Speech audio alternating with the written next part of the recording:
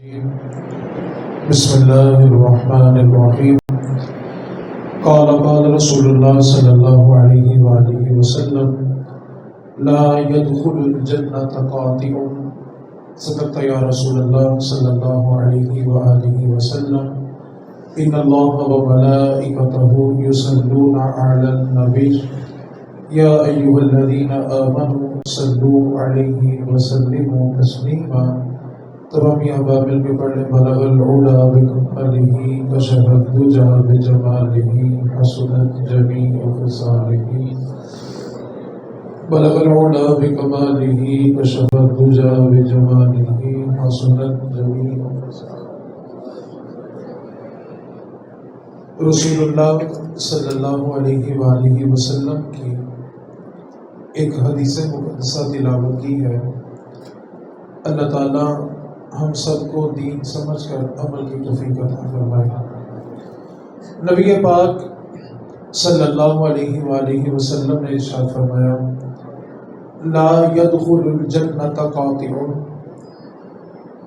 رشتہ داری توڑنے والا جنت میں داخل نہیں ہوگا. والدین کے انتقال کے بعد بچے اکثر ایک سوال پوچھتے ہیں کہ جی والد یا والدہ جس کا بھی وصال ہوا ہوتا ہے کہ خواب میں دیکھا تھا تو طبیعت ان کی کچھ خراب محسوس ہوتی تھی، کپڑے کچھ ان کے میلے محسوس ہوتے تھے اور وہ چہرے سے پریشان محسوس ہوتے تھے. تو بتائیں ہم کون سا ایصال ثواب کریں کہ ان کو قبر میں سکون میسر آئے؟ تو ان کے لیے بہترین ایصال ثواب یہ ہوتا ہے کہ جن رشتہ داروں سے تعلق توڑا ہوتا ہے ان سے جوڑ لیں، ماں باپ راضی ہو جائیں گے. بیسیکلی بنیادی طور پر مسئلہ یہ درپیش ہوا کہ اہل سنت نے اپنے مرنے والوں کو چند دیگوں تک محدود کر دیا اور یہ تصور باندھ لیا ہے کہ سال کے بعد یا 6 ماہ کے بعد جب بھی ایصال ثواب کا دل کرے گا تو 2-3 دیگیں پکا لیں گے، مجمع جمع کر لیں گے، بیٹھ کر محفل کر لیں گے، تو سمجھ لیں کہ ہم نے مرنے والوں کا حق ادا کر دیا. اس کا ثواب ضرور ہے. ہم جو بول رہے ہیں آپ سن رہے ہیں، جب تک بولتے رہیں گے مرنے والے کو ثواب پہنچتا رہے گا. اگر سننے والوں میں سے کوئی کسی بات پر عمل کر لے گا تو جب تک عمل کرے گا مرنے والے کو ثواب ملے گا. کیوں؟ اس نے عمل کرنے کا ارادہ یہاں پہ کیا تھا. جو کھانا کھلایا جب تک کھانے والے کو ہضم نہیں ہوگا مرنے والے کو ثواب پہنچتا رہے گا. لیکن جب کھانے والے کو کھانا ہضم ہو جائے گا تو مرنے والے کو ثواب جانا بند ہو جائے گا، کیونکہ ثواب تب تک ہوتا ہے جب تک چیز باقی ہوتی ہے. جب چیز ختم ہو جائے تو اس کا ثواب بھی ختم ہو جاتا ہے. تو اولاد یہ پوچھتی ہے کہ ماں باپ کے لیے بہترین ایصال ثواب کیا ہے؟ آئے نبی پاک صلی اللہ علیہ وسلم سے پوچھتے ہیں کہ والدہ کے لیے بہتر ایصال ثواب کیا ہے اور والد کے لیے کیا ہے. ایک صحابی حضور کی بارگاہ میں حاضر ہوئے، عرض کی آقا میری والدہ کا انتقال ہو گیا، مجھے کوئی مختصر سا عمل بتائیں کہ جس کے سبب میری ماں کو قبر میں سکون ملے. تو نبی پاک صلی اللہ علیہ وسلم نے فرمایا تو جا کر اپنی خالہ سے اچھا سلوک کر، اللہ تیری ماں کو قبر میں سکون عطا فرمائے گا. جو رشتے ماں کی طرف سے ہوتے ہیں ان کو حد الامکان جوڑنے کی کوشش کریں. اب بعض اوقات ایسا بھی ہوتا ہے کہ بندہ مسلسل نبھا رہا ہوتا ہے لیکن دوسری طرف سے مسلسل اذیت ہی مل رہی ہوتی ہے. ایسے میں نبی پاک صلی اللہ علیہ وسلم کے ایک صحابی ہیں حضرت ابو الاحوص، یہ ایک دن حضور کی بارگاہ میں حاضر ہوئے تو عرض کی آقا میں اپنے رشتہ داروں سے جتنا نبھاتا ہوں وہ اتنی اذیت دیتے ہیں، تو اب میں نے قسم کھا لی ہے کہ جیسا وہ کریں گے میں بھی ویسے ہی کروں گا. تو نبی پاک صلی اللہ علیہ وسلم نے ان سے فرمایا کہ تم ایسا کرو کہ اپنی قسم کا کفارہ دے دو اور رشتہ داروں کے ساتھ پھر بھی اچھا سلوک کرو.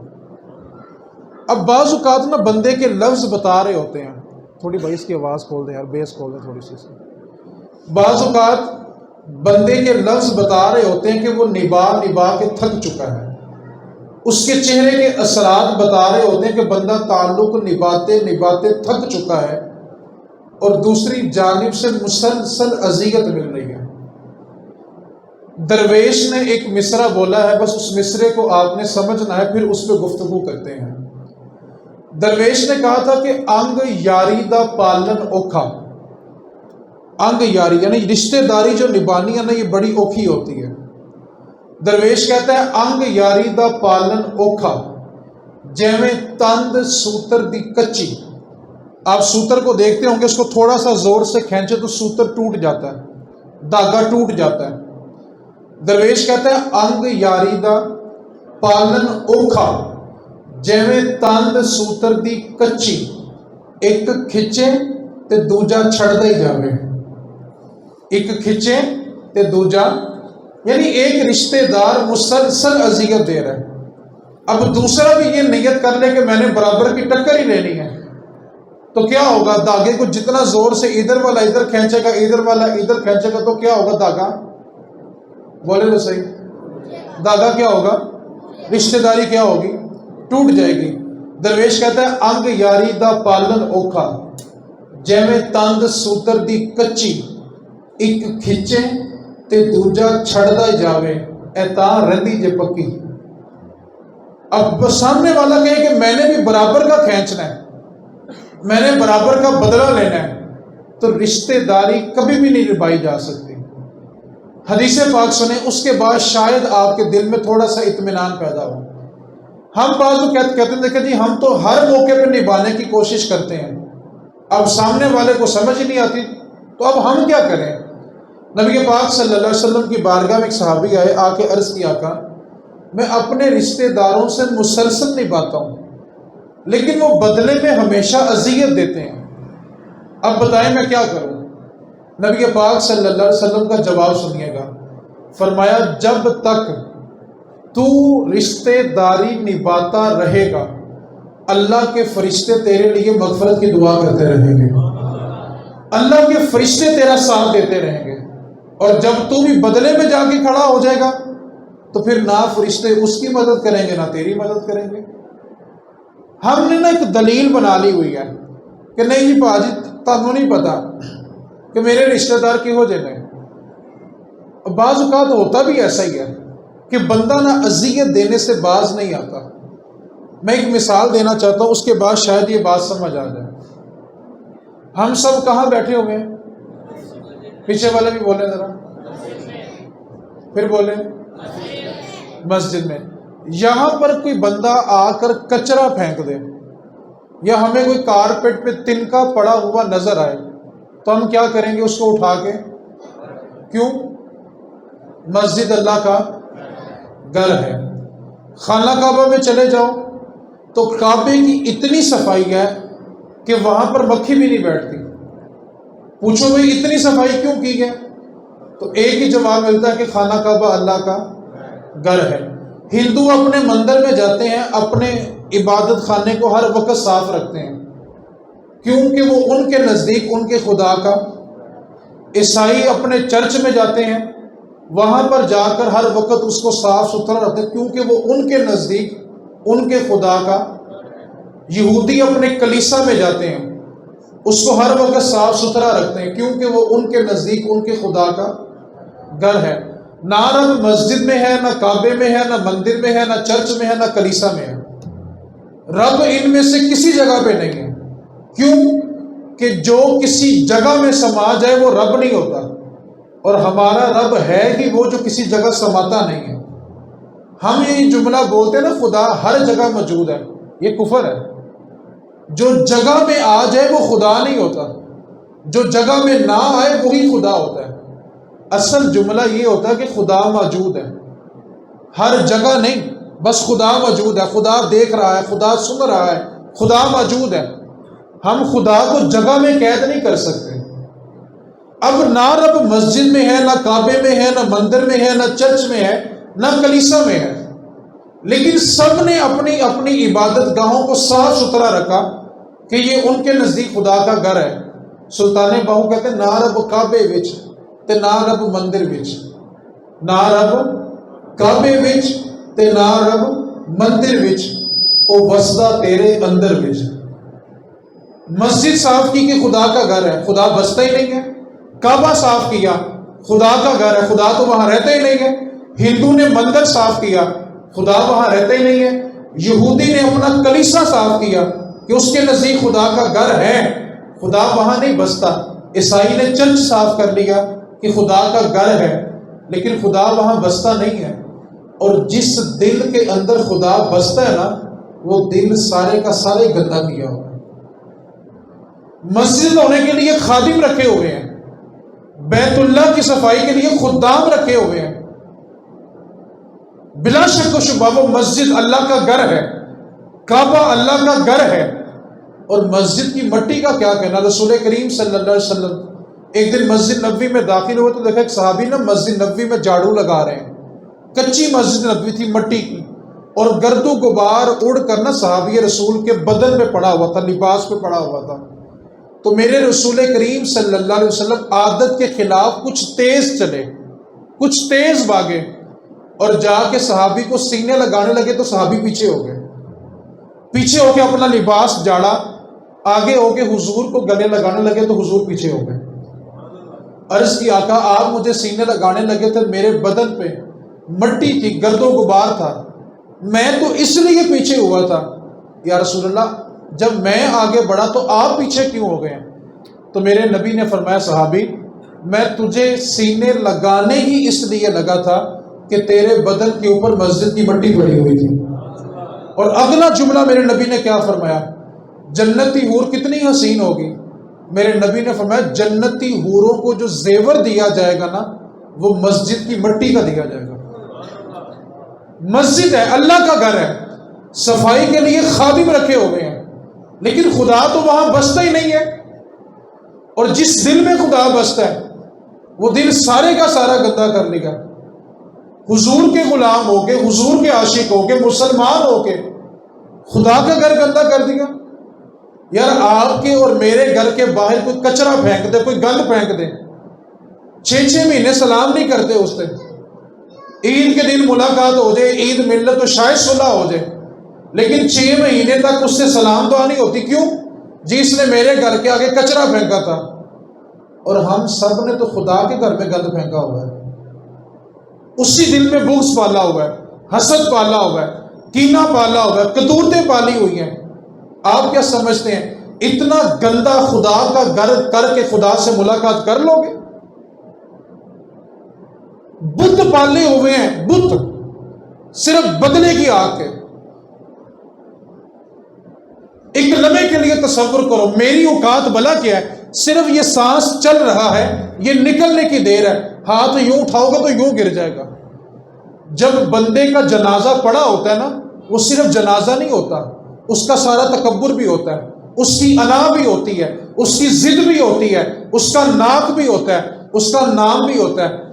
جس نام کی خاطر بندہ بڑا اکڑتا پھرتا نا، میرا نا ہے میں کیوں انج کرا. مرنے کے بعد اللہ جو سب سے پہلے چیز بندے سے چھین لیتا ہے وہ اس کا نام ہوتا ہے. کیوں؟ آپ کے اور میرے جنازے پہ جب لوگ آئیں گے نا تو آ کر یہ نہیں پوچھیں گے فلاں صاحب کہاں ہے، پوچھیں گے میت کہاں ہے. جس نام کی خاطر ہم نے بڑا کچھ کر لیا، اللہ مرنے کے بعد سب سے پہلے بندے کا نام ہی چھینتا ہے. کوئی یہ نہیں کہے گا کہ فلاں صاحب یہ چارپے پہ لیٹے ہوئے ہیں، پوچھیں گے میت کہاں پہ ہے. اس نام کی خاطر ہم نے ساری زندگی تکبر میں گزار دی. ساری زندگی سگے بہن بھائی ترستے ہیں کہ میرا بھائی آگے مجھے سینے تو لگائے، اور جب اس کی میت پڑی ہوتی ہے تو چارپی ہلا ہلا کے پوچھ رہے ہوتے ہیں تو بولنا کیوں نہیں. جب وہ بولنے پہ قادر تھا، ساری زندگی اس کو بلایا نہیں ہے، اور جب بیچارہ بول نہیں سکتا تب اس کی چارپی کو زور لگاتے جا تو بولنا کیوں نہیں.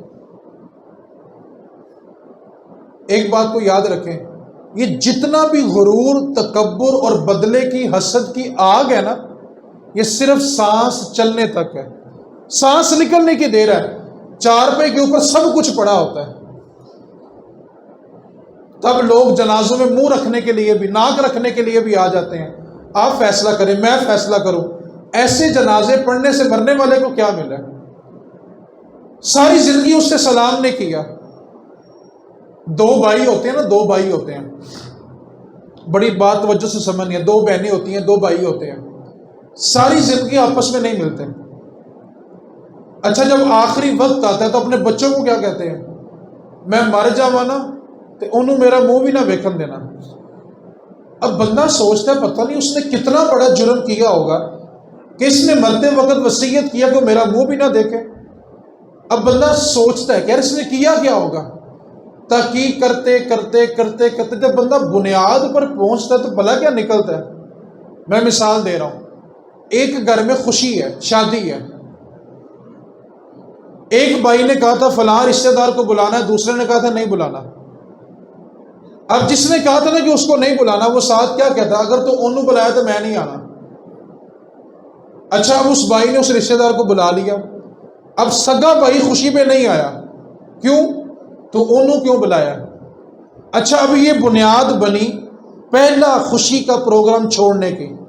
پھر یہ قدورتیں بڑھتی بڑھتی بڑھتی بڑھتی اتنی بڑھ گئی کہ مرنے والا بچوں کو کہہ کے جا رہا ہے کہ انہوں میرا منہ بھی نہ ویکھن دینا. بھائی نے بہن سے رشتہ مانگا، بہن نے بھائی سے مانگا، بھائی نے بھائی سے مانگا، بہن نے بہن سے مانگا، رشتہ نہیں ہوا. کون سی قیامت آ گئی ہے؟ اب اس انکار کے اوپر اتنا حسد، اتنا بغض، اتنا غصہ کہ بچوں کو کیا وصیت کر رہے ہیں. یعنی آپ بچوں کو یہ کہہ کے جانا چاہ رہے ہیں کہ رب کا گھر گندا کر لو. بعض اوقات دونوں بھائیوں کے بچے آپس میں ملنا چاہتے ہیں، وہ رشتہ داری کو نبھانا چاہتے ہیں، وہ آپس میں قریب آنا چاہتے ہیں، لیکن بڑے کیا کہتے ہیں؟ میرے ہوندے انج نہیں ہو سکتا. پھر تاڑے تو بات کی ہوتا ہے، صرف کلمہ شہادت ہوتا ہے اور کچھ نہیں ہوتا. ساری زندگی ہم بھلا کیا کہتے ہیں؟ لوگ کیا کہیں گے، لوگ کیا کہیں گے. اور جانتے ہو لوگ کیا کہتے ہیں؟ صرف اتنا کہتے ہیں انا للہ و انا الیہ راجعون. بس اس کے سوا لوگ کچھ نہیں کہتے. یار آپ کیوں اپنی نسلوں کی جڑوں کے اندر یہ دل گندے کرنے والی بیماری چھوڑ کے جا رہے ہیں؟ رسول کریم صلی اللہ علیہ وسلم کے رشتہ داروں کو اٹھا کے دیکھیں. کافر تھے، پتھر برساتے تھے، حضور کے راستے میں کانٹے بچھاتے تھے. اتنی اذیتیں برداشت کرنے کے باوجود صرف ابو جہل کے دروازے پہ میرے نبی پاک 2000 مرتبہ کلمے کی تبلیغ کرنے کے لیے گئے. کون سی اذیت ابو جہل نے حضور کو نہیں دی؟ قتل کرنے تک کا ارادہ ابو جہل کا تھا. اس کے باوجود 2000 مرتبہ صرف اور صرف حضور ابو جہل کے دروازے پہ جا کے اس کو کہتے رہے کہ تو کلمہ پڑھ لے. اس سے زیادہ بھی کسی کو اذیت ملی ہوئی ہے؟ نقصان بلا شروع کہاں سے ہوتا ہے؟ کسی نے آ کے ہمارے کان میں کہہ دیا انہیں تیرے بارے اے کیا سی. ہم نے اس سے نہیں پوچھا انہیں کیا بھی ہے کہ نہیں کیا. ہم نے اچھا انہیں میرے بارے اے کیا اور کی کیا. یہ جو اور کا چسکا ہے نا، اصل میں رشتہ داروں کا بگاڑ پیدا یہاں سے ہوتا ہے. اور کی کیا سی، اور کی کیا سی. قرآن کیا کہہ رہا ہے؟ ان جاءکم فاسق بنبأ فتبینوا. اگر تمہارے پاس کوئی خبر آ جائے نا تو پہلے اس کی تصدیق کر لینا، پھر اس پہ عمل کر لینا. میرا سوال ہے، آپ کو کوئی رشتہ دار کہتا ہے جی اس نے فلاں چیز کہی تھی، کتنی کے بار ہم اس سے پوچھتے ہیں؟ ہم نے اپنے تصورات خود بنائے ہوئے ہیں. نقصان کیا ہوتا ہے؟ ساری زندگی سگے خون آپس میں ملتے نہیں ہیں. ایک جملہ کہنا چاہتا ہوں، جنازے اپنوں کے کندھوں پہ اچھے لگتے ہیں. کیا کہا ہے میں نے؟ جنازے اپنوں کے کندھوں پہ اچھے لگتے ہیں. انسان دو طرح کے ہوتے ہیں. ایک انسان وہ ہوتا ہے جو زندگی گزار کے جاتا ہے، اور ایک وہ ہوتا ہے جس کو زندگی گزار دیتی ہے. جو زندگی گزار کے جاتے ہیں نا، پھر در و دیوار بھی ان کے لیے روتے ہیں.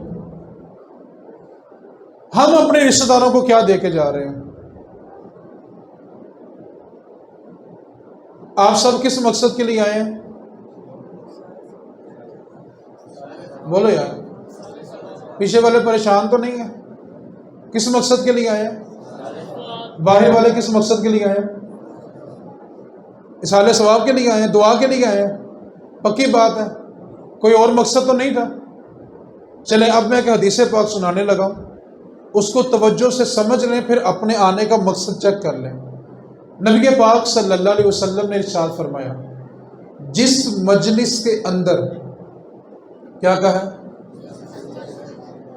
رشتے داری توڑنے والا بیٹھا ہو، کیا فرمایا؟ میرے کہنے پہ نہ بولو، یہ وہ لفظ جو نبی پاک کی زبان سے ادا ہوئے ہیں، نیت ثواب کی کر کے بول کے دیکھو، جس مجلس میں رشتے داری توڑنے والا بیٹھا ہو، اللہ اس مجلس کی دعا قبول ہی نہیں کرتا۔ سارے کس لیے آئے ہو؟ دعا کرنے آئے ہو۔ تو اب اس حدیث کے بعد اپنے آپ کو دیکھ لیں کہ جب ایک بندہ بھی دل میں یہ بات لیے بیٹھا، اب شیطان آپ پہ حملہ کیا کر رہا ہے؟ یار مولوی صاحب کی پتہ ہو کہ میرا رشتہ دار کہو جنے، یار ہم بھی اسی معاشرے کا حصہ ہیں۔ میں ایک حدیث پاک سناتا ہوں، اس کے بعد آپ کا دل چاہے تو آپ صلح کر لیں۔ چلیں میں کسی چیز کی گارنٹی دوں تو شاید آپ کو شک ہو، ایسا ہی ہے؟ میں کسی چیز کی گارنٹی دوں تو شاید آپ کو، اچھا اگر گارنٹی مدینے والے رسول دے دیں تو بولو تو صحیح یار، گارنٹی کون دے رہا ہے؟ میں نے ایک اندازہ لگایا، تسی نا انہاں مولویوں کو چنگے رہندے ہو جڑے لتا باما سارا کچھ چکا دیں۔ گارنٹی کون دے رہا ہے؟ مدینے والے۔ نبی پاک کی گارنٹی کے بعد کوئی شک رہ جاتا ہے؟ پکی بات ہے، سب کو یقین ہے۔ اچھا چلیں دوسری بات، جنت کس کس کو چاہیے؟ ہاتھ نہیں اٹھانے، مزاج نہیں ہے۔ جنت کس کس کو چاہیے؟ سب کو چاہیے۔ اچھا تیسری بات، میرے سمیت کوئی ایسا بندہ بیٹھا ہوا ہے جو کھڑا ہو کے یہ دعویٰ کرتے میں پکا ہی جنتی ہوں، میری نیکیاں اتنی ہیں کہ میں نے جنت میں جانا ہے۔ ایک بات کو یاد رکھنا، نیکیوں سے کوئی بندہ جنت میں نہیں جائے گا، جو بھی جنت میں جائے گا رب کے فضل سے جائے گا۔ وہ بنی اسرائیل کا بندہ تھا نا، 700 سال اللہ کی عبادت کی، نبی پاک میں قیامت والے دن اس کا ترازو، اس کے نامہ مال جب ترازو میں رکھے جائیں گے نا، تو جب اللہ تعالیٰ فرشتوں کو حکم دے گا اس کو جنت میں لے جاؤ، تو بندہ کیا کہے گا؟ میری نیکیاں اتنی تھی کہ میں نے تو جنت میں جانا ہی جانا تھا۔ اللہ فرمائے گا اس کو واپس لے کے آؤ، دوبارہ میزان پہ رکھو اس کو، ایک پلڑے میں اس کی 700 سال کی عبادت اور سجدے رکھے جائیں گے، اور دوسرے پلڑے میں صرف ایک آنکھ نکال کے رکھی جائے گی، اور آنکھ کی نعمت وزنی ہوگی۔ رب فرمائے گا فرشتوں اس کو اٹھاؤ اور جہنم میں پھینک دو۔ بتا تو نے ایک آنکھ کا بدلہ دیا 700 سال عبادت کر کے؟ وہ روئے گا، عرض کرے گا مالک تو معاف کر دے۔ رب فرمائے گا یاد رکھنا، جنت تجھے تیری نیکیوں سے نہیں تیرے رب کے کرم سے ملی تھی۔ رب بے نیازہ چاہے تو قبول کرے، چاہے تو نہ کرے۔ ہم میں سے کوئی شخص ایسا نہیں ہے جو یہ دعویٰ کر دے جی میری نیکیاں اتنی ہیں کہ میں نے جنت میں جانا ہی جانا ہے۔ کسی کے پاس دعویٰ ہے؟ اچھا اب 3 باتیں ہوگی۔ پہلی گارنٹی کس کی ہے جی؟ نبی پاک صلی اللہ ہو۔ نمبر 2 جنت میں سب نے، اور نمبر 3 کسی کی نیکیاں اتنی نہیں کہ وہ دعویٰ کرے۔ لیکن جب گارنٹی رسول اللہ دے دیں تو پھر کوئی شک رہتا ہے؟ چلیں اب حدیث پاک سنیں۔ میرے نبی پاک صلی اللہ علیہ وسلم نے فرمایا، جو صلح کرنے کے لیے پہل کرتا ہے اللہ اس کو جنت میں پہلے بھیج دے گا۔ مطلب کیا ہوا؟ صلح کرنے والا جنتی ہو گیا، وہ جنت کی ہے تو پہلے جنت میں جائے گا نا۔ اب شیطان نے اگلا وار کیا کیا؟ اگر میں گیا نا تو انہیں کہنا ہے غلط ایسی تاں ہے، انہوں احساس ہو گیا تو تاں ہے، یہ میرے بھائی یہ شیطان کا وار ہے یار۔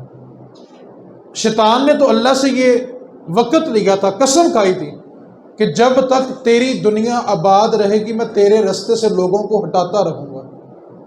آپ کیوں اس کی باتوں میں آتے ہیں؟ میں بتا رہا ہوں مرنے کے بعد سب سے پہلے آپ کا غصہ آپ کی میت کے ساتھ پڑا ہوگا، آپ کی انا آپ کی میت کے ساتھ پڑی ہوگی۔ آپ مجھے ایک بات بتائیں، توجہ کریں گے تو شاید یہ بات سمجھ آ جائے۔ ہم جب کسی دوست کے جنازے پہ جاتے ہیں، جنازہ پڑھنے کے بعد کتنی کے مرتبہ اس کے لیے فاتحہ پڑھتے ہیں؟ گھر آ کے کبھی فاتحہ پڑھی؟ 2 مہینے بعد 6 مہینے بعد. یار جب ہم کسی کے لیے نہیں پڑھتے ہمارے لیے کون پڑھے گا؟ صرف وہ پڑھے گا جس سے ہمیں محبت ہوگی یا جو ہم سے محبت کرتا ہوگا، جو ہمارا خون ہوگا. اور اگر خون کے ساتھ ہی اختلافات پال لیے تو قبر میں دعائیں کہاں سے لوگے؟ میرے نبی پاک کا تو حکم ہے کہ میری امت جب قبر میں جائے گی تو گناہ گار ہوگی، اور جب قبروں سے نکالی جائے گی تو بخشی ہوئی ہوگی. عرض کی آقا یہ کیسے؟ فرمایا اس کے پیچھے والے دعائیں مغفرت کریں گے، اللہ سارے گناہ ہی معاف فرما دے گا. اور اگر پیچھے والوں سے توڑ کے چلے گئے تو یار جب ہم کسی کے جنازے کے بعد اس کے لیے دعا نہیں کرتے تو ہمارے لیے کس نے کرنی ہے یار؟ آخری حدیث پاک، اور یہ ساری گفتگو کا نچوڑ ہے، دینداروں کے لیے بھی دنیا داروں کے لیے بھی، کیونکہ میرا ذاتی تجربہ ہے جتنا بغض دینداروں میں ہوتا ہے دنیا داروں میں ہوتا ہی نہیں ہے. 100 دنیا دار ایک جھونپڑی میں رہ لیں گے، 2 مولوی نہیں رہ سکتے. عجیب تماشا ہو گیا. حدیث پاک بڑی توجہ کے ساتھ سمجھنی ہے، آخری حدیث ہے اور ساری گفتگو کا نچوڑ اسی حدیث میں ہے. آپ کی توجہ ہے کہ نہیں ہے؟ سب کی توجہ ہے؟ لنگر لے کے جانا ہے کہ نہیں؟ سمجھنے والا بڑی توجہ کے ساتھ حدیث پڑھنی، بڑی توجہ کے ساتھ. نبی پاک صلی اللہ علیہ وسلم نے فرمایا کہ جب بندہ پل صراط پار کر کے سامنے جا کے کھڑا ہوگا نا، جہاں پہ پل صراط ختم ہوگا نا بالکل سامنے جنت کا دروازہ ہے. ٹھیک ہے، پل صراط شروع ہوگا، جہاں پل صراط سے لوگ اترتے جائیں گے سامنے جنت ہے اور درمیان میں حوض کوثر ہے. اب توجہ کے ساتھ حدیث سمجھنی ہے. رسول کریم صلی اللہ علیہ وسلم نے فرمایا کہ جب بندہ پل صراط سے اتر جائے گا نا، اس کی پیاس کی شدت اتنی ہوگی اگر 7 سمندروں کا پانی بھی اس کو پلا دیا گیا نا اس کی پیاس ختم نہیں ہوگی. اتنی ہیبت ہوگی جنت کی. اور ایک بات کو اور یاد رکھیں، قیامت والے دن ہمیں یہ خوف نہیں ہونا کہ جنت میں جانا ہے کہ جہنم میں جانا ہے، یہ خوف نہیں ہونا. جانتے خوف کس چیز کا ہونا ہے؟ کہ جلدی جلدی بس حساب ہو جائے. حساب و کتاب کی اتنی دہشت ہوگی. کیوں دہشت ہوگی؟ آج ابھی مارچ ہے، سورج ہم سے کروڑوں میل دور ہے اور یہ سورج کی پشت زمین کی طرف ہے، سورج کا چہرہ نہیں ہے. سورج کا چہرہ آسمانوں کی طرف ہے، یہ سورج کی پشت زمین کی طرف ہے اور سورج زمین سے کروڑوں میل دور ہے. لیکن جب سورج اپنی آب و تاب کے ساتھ چمکتا ہے تو انسان ننگے پاؤں ننگے فرش پہ کھڑا. سورج کتنی دور ہے؟ پھر بولیں. اور زمین کی طرف کیا ہے؟ اب تھوڑا سا تصور، ایک لمحے کے لیے تصور بنائیں. میرے نبی نے فرمایا قیامت کے دن سورج صرف 1.25 نیزے پہ ہوگا اور 1.25 نیزہ صرف 9 فٹ بنتا ہے. یہ جتنی دیوار ہوتی ہے یہ بھی شاید 12 فٹ کی دیوار ہوگی. صرف 1.25 نیزے پہ سورج ہوگا. اگلا لفظ اور سورج کا چہرہ انسانوں کی طرف ہوگا. آج کروڑوں میل دور اور سورج کی پشت زمین کی طرف ہے تو ہم سے یہ گرمی برداشت ہوتی؟ ہم فوراً کہتے ہیں کسی چھاؤں میں چلے جائیں. اور جس دن سورج صرف 1.25 نیزے پہ ہوگا اور اس کا چہرہ انسانوں کی طرف ہوگا، بتائیں انسان کا عالم اس وقت کیا ہوگا؟ اس کو جنت کی اور جہنم کی پرواہ نہیں ہوگی، صرف یہ ٹینشن ہوگی میرا جلدی جلدی حساب ہو جائے، میں حسابوں کتاب سے بری ہو جاؤں. اب میرے نبی نے کیا فرمایا؟ جو پل صراط سے اترے گا اس کی پیاس کا عالم کیا ہوگا کہ 7 سمندروں کا پانی بھی اس کو دے دیا گیا تو اس کی پیاس ختم. اب اگلی حدیث سنیں، ایمان تازہ ہوگا. میرے نبی پاک صلی اللہ علیہ وسلم نے فرمایا اور جس نے میرے حوض کوثر سے ایک پیالہ پی لینا ہے اس کو دوبارہ کبھی پیاس ہی نہیں لگنی. ایک پیالہ حوض کوثر کا پی لے جو حضور اپنے ہاتھوں سے دیں گے. اور کیا شان ہوگی یار جب پلانے والے حضور ہوں. اوئے ہوئے ہوئے، امتی ترس رہے ہوں گے، پیاس سے بلک رہے ہوں گے، ایک خوف ہوگا اور حضور تھپکی دے کے حوض کوثر پلائیں گے. اور میں کہتا ہوں قربان جائیں جن کے بچے دیندار ہیں، جن کے بچے عالم بن رہے ہیں. حدیث سنیں آپ کا ایمان تازہ ہو جائے گا.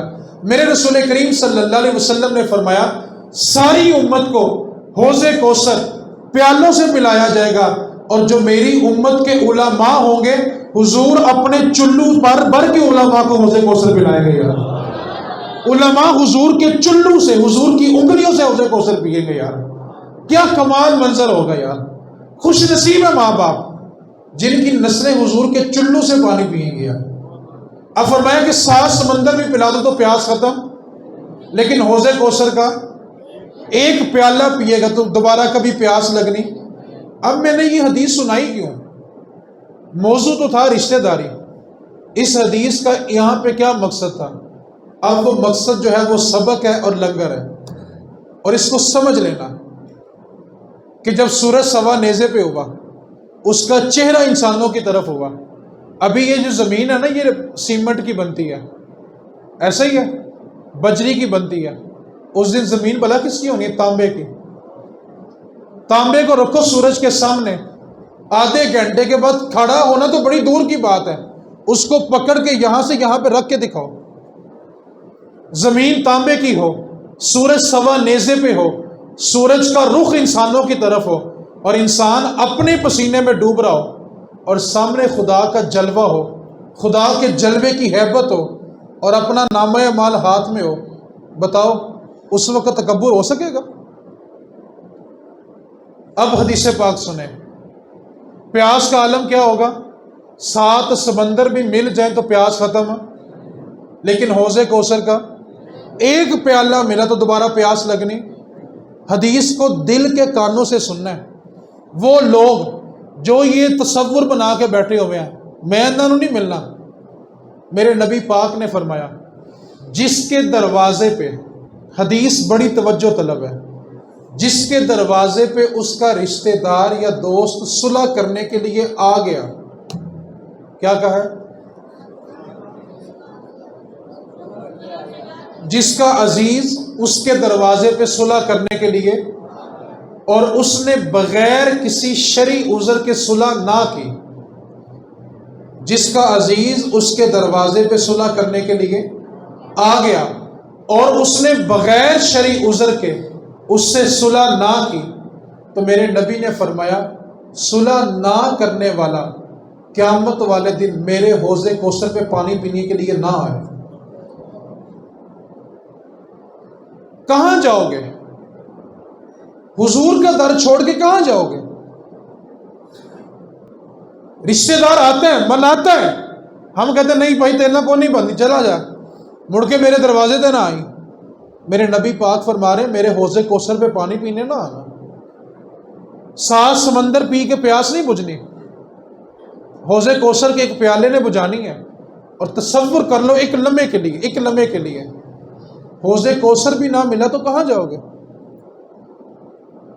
گرمی کی شدت سے باہر سے آتے ہو تو جب تک پانی نہ ملے چین آتا ہے؟ سورج کتنی دور ہے آج؟ کروڑوں میل۔ اس دن سوا نیزے پہ ہوگا، زمین تانبے کی ہوگی، انسان اپنے پسینے میں ڈوب رہا ہوگا، سامنے خدا کی قدرت جلوہ گر ہوگی۔ یار جس کو حضور نے پیالہ دینے سے انکار کر دیا، یار میدان باشر میں کہاں پٹکتا پھرے گا یار؟ وہ کس کے دروازے پہ جائے گا؟ اس دن تو سارے نبی بھی سوالی بن کے حضور کی دہلیز پہ کھڑے ہوں گے، اور جس کو حضور نے نکال دیا، بتاؤ کہاں جاؤ گے یار؟ قیامت کے دن خدا کی قدرت کا رعب اتنا ہوگا کہ نبیوں کی زبان بھی اللہ کی بارگاہ میں کلام نہیں کرے گی، انبیاء بھی اللہ کی بارگاہ میں کلام کرنے سے ڈر رہے ہوں گے، اور اللہ کی بارگاہ میں جو سب سے پہلا کلام ہوگا وہ حضور کریں گے۔ اور جس کو حضور نے نکال دیا کہاں جاؤ گے؟ کون سا بت پال کے بیٹھے ہوئے ہیں یار ہم لوگ؟ ہمارے جنازے کے ساتھ ساتھ ہمارا تکبر، انا، بغض، حسد، قدورتیں سب کچھ قبر میں چلے جائیں گے۔ میں نے بتایا جس نام کی خاطر آپ کو سب کچھ کر رہے ہیں نا، اللہ سب سے پہلے چھینتا ہی نام ہے۔ لوگ کہتے ہیں میت کہاں پہ ہے، جنازہ کہاں پہ ہے، ڈیڈ باڈی کہاں پہ ہے؟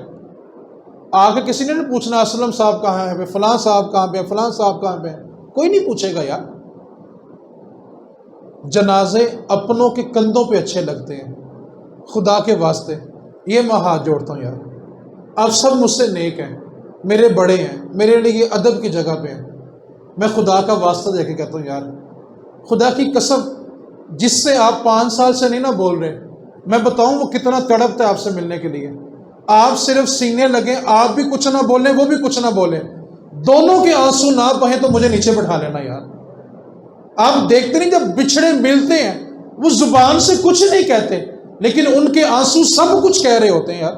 سگا بھائی ہوتا ہے، سگا خون ہوتا ہے، سگی بہن ہوتی ہے، سگا خون ہوتا ہے، 6 سال 7 سال 10 سال زندگی بیت گئی ہے، کبھی جا کے ان کے سر پہ شفقت کا ہاتھ ہی نہیں رکھا یار۔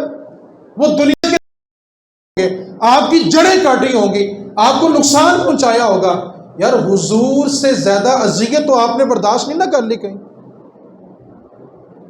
خدا کی قسم آپ سگے بھائی کو سینے لگا کے دیکھو، وہ زبان سے کچھ نہیں کہے گا، آپ نے بھی زبان سے کچھ نہیں کہنا، آپ کی دل کی دھڑکن بتائے گی کہ خون کی وفا ہوتی کیا، خون کی کشش ہوتی کیا۔ خدا کی قسم بہن ترس رہی ہوتی ہے، میرا ویر ایک باری میرے گھر تے آوے، اس کے بچے کی شادی ہو نا تو اپنا دوپٹہ اتار کے بھائی کے قدموں میں رکھتی ہے، بلا کیا کہتی ہے، ویر میری ماں بھی نہیں تو میرا پیو بھی نہیں، میرا ماں پیو تو ہی ہے، جے تو نہ آیا تو میرے پتر دی جنج سجنی نہیں۔ اور بھائی کیا کرتا ہے، ٹھوکر مارتا ہے بہن کے دوپٹے کو، جا چلی جا میں تیرے دہلیز پہ نہیں آؤں گا۔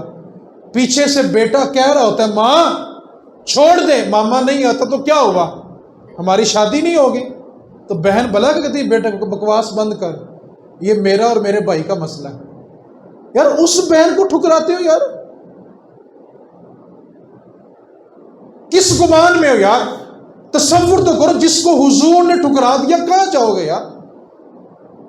نامہ اعمال اتنا اچھا ہے کہ بڑا فخر ہے ہم جنت میں چلے جائیں گے، ایک سہارا ہوگا قیامت کے دن جو ہمیں اللہ کی بارگاہ میں حاضر کرے گا، وہ صرف رسول اللہ کا سہارا ہے، اور رسول اللہ نے ٹھکرا دیا تو کہاں جاؤ گے یار؟ سارا کچھ سننے کے بعد دل کرتا بھی ہے صلح کرنے، شیطان پھر بھی ٹک ٹکی باندھ کے بیٹھا ہوا ہے کہ نہیں یار تو جاویں گا تو کہے گا لکھا میں ساس ہو گیا، غلطی تھی ایسی کہ نہیں ایسی، صرف اس حدیث کو یاد کر کے جانا، حضور نے حوض کوثر نہیں دینا۔ کہاں جاؤ گے یار، پیاس کہاں بجھاؤ گے یار؟ اس لیے میں آپ سے ادب سے ہاتھ جوڑ کے گزارش کرتا ہوں، خدا کے واسطے اپنی قبریں وزنی نہ کرو یار، بعد میں 4 پی ہلا ہلا کے یہ پوچھنا تو بولتا کیوں نہیں، او میرے بھائیو آج وہ بول سکتا ہے، آج اس سے بولو یار۔ پھر بڑے بھائی کے لوگ نا پاؤں دھو دھو کے جنازے جب غسل ہوتا ہے نا میت کا، پاؤں دھو دھو کے پیتے ہیں، میرا بڑا بھرا سی، میرا محسن سی، بڑے احسان سن، تیرے پاؤں دھونے سے کیا ہو جائے گا یار؟ آپ سے ایک سوال کر لوں اگر آپ کی اجازت ہو تو، کون کون صلح کرے گا؟ یعنی شیطان کا بھی اثر آپ پہ موجود ہے، پکی بات ہے جی، صلح ہو گئی کہ نہیں ہو گئی؟ کس حدیث پہ کہ میرے نبی نے فرمایا جو صلح کرنے کے لیے پہل کرے گا جنت میں، مطلب صلح کرنے والا جنتی ہے۔ انگ یاری دا پالن اوکھا، جنج تند سوتر دی کچی، ایک کھچے تے دوجا چھڑدا ہی جاوے، اتا رہندی جے پکی۔ اللہ کریم کی بارگاہ میں دعا ہے اللہ تعالیٰ ہم سب کو صحیح معنوں کے اندر نہ دین کی سمجھ دے دے۔ اللہ تجھ سے توفیق طلب کرتے ہیں، تو ہمارے دلوں کو ستھرا کر دے، ہمارے دلوں میں جو بغض، حسد، کینہ، کدورتیں ہیں اللہ یہ صرف تیری نظر عنایت سے ٹھیک ہو سکتی ہے۔ اللہ تو ہم پہ کرم کر دے، ہم توفیق کے طلبگار ہیں، کیونکہ دین سننے کے بعد جب تک توفیق نہ ہو عمل نہیں ہوتا۔ اللہ جتنے لوگ اس آواز کو سنیں یا سن رہے ہیں اللہ سب کو توفیق دے دے کہ وہ دل ستھرا کر لیں۔ دل کیا ہے اللہ کا، اور اللہ یہاں پہ اللہ کا گھر گندا کرنا نہیں کرنا۔ اب جس کے جی میں آئے وہ حاصل روشنی کرے، اب جس کے جی میں آئے وہ حاصل روشنی کرے۔ ہم نے تو دل جلا کے سر عام کر دیا، وما علینا الا البلاغ۔